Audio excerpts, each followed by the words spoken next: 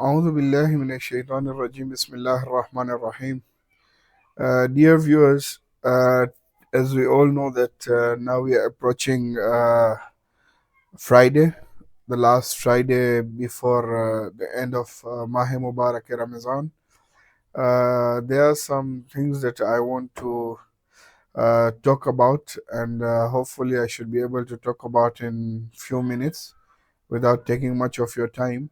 We have just crossed the days of Shahada of Amirul Mu'mineen alayhi salam. So I would like to start with his will in regards to what he had willed for his kids, his children, and our Imams, and what can we take from it and bring it to life today as the Muslim Ummah, whether it is my first Imam or your fourth Imam or the best of humans between the non-Islamic community. So I would like to talk about Imam Ali alayhi salam's last will, in which in relation to tomorrow, Friday, the day of Quds, and these are some of his advices that I would like to mention, where he advises in this manner. The words are like this: I advise you both, meaning Imam Hassan and Imam Hussein, or his children. I advise you both to fear Allah, the first, and that you should not hanker after the pleasures of this world, number two, even though it may run after you. Number three, do not be sorry for anything of this world that you have been denied. Number four, speak the truth. Number five, and act in expectation for reward. Number six, be an enemy of the oppressor. Number seven, and the helper of the oppressed. Number eight. The second column is fear Allah and keep Allah in view in the matter of orphans. So do not allow them to starve, and they should not be ruined in your presence. Fear Allah and keep Allah in view in the matter of your Lord's house, the holy Kaaba. Do not forsake it so long as you live, because if it is abandoned, you will not be spared. Fear Allah and keep Allah in view in the matter of jihad with the help of your property, lives, and tongues in the way of Allah subhanahu wa ta'ala. So this was the whole will of Amirul Mu'mineen alayhi salam. Now I want to bring this will in regards, this is not the whole will. I would like to bring, the only reason I mentioned these few points was in regards to tomorrow, Friday, being the famous Quds Day, where we all Muslim come out in support of the Palestinians and their rights.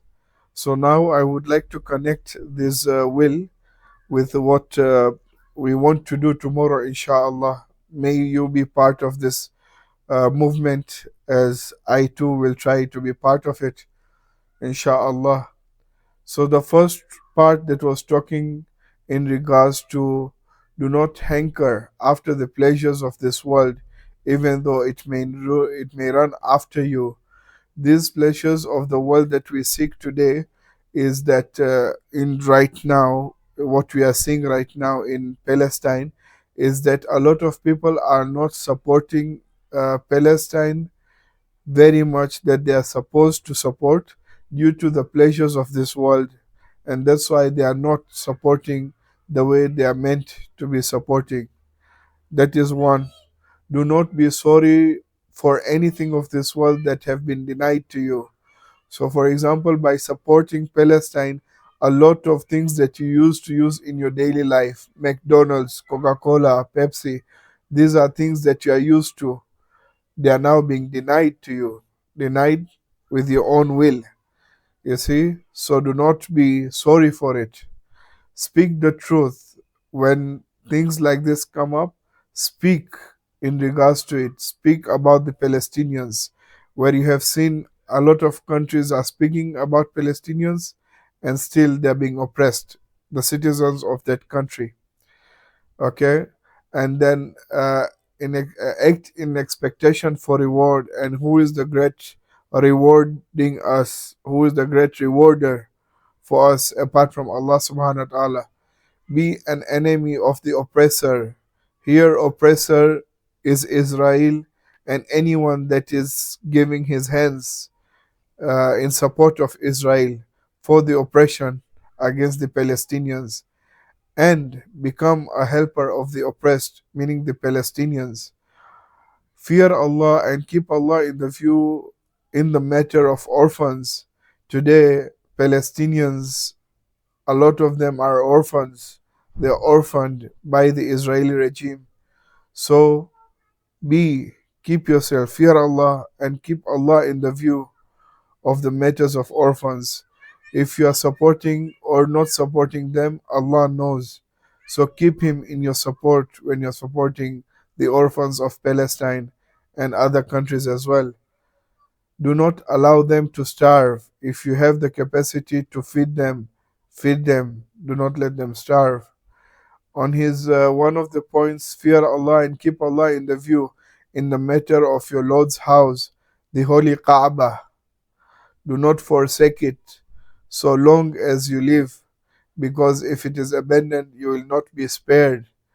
Now let us know that the Kaaba became our second Qibla. Our first Qibla was Baitul Muqaddas. So let us not forget that that too was and is the house of Allah subhanahu wa ta'ala. Not forgetting that in any point of view, whether if it was the directions of the Muslims, or if you don't want to take in that point as a mosque, for we say all mosque is the house of Allah, right? So any point of view that is there according to our traditions, it becomes the Lord's house as well. So forsaking it is going to abandon us and we shall not be spared. So let's fight for the rights of our Muslims and let's fight for the rights of Palestinians. Fear Allah and keep Allah in the view in the matter of jihad by helping through your property, lives, and tongues. These are the stages of where you can support them. For those who can support in way of taking in by helping the Palestinians, or providing them by the means of security, or at least by the way of tongues, that tomorrow on the day of Quds we shall be protesting in all the countries that love the rights of humanity. And this is the whole connection between Amirul Mu'minin's last will and the day of tomorrow. And not only the day of tomorrow, but in general, the day of the oppressed.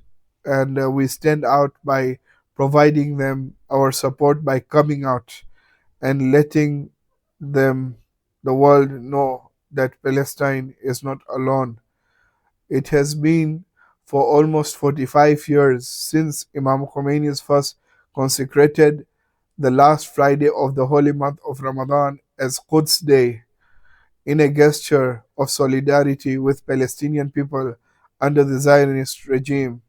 Today, Quds Day has become an international phenomenon with marches and demonstrations held in many countries of the world. So again, reminding you the community of Muhammad sallallahu alaihi wasallam and the community of Jesus, and if you have no religion, then the community of humanity, to come out tomorrow and support the Palestinians and the rights of Palestinians. For your stand or your one step is a slap on the face of Israel and Zionist regime. Wa alaikum salam wa rahmatullahi wa barakatuh.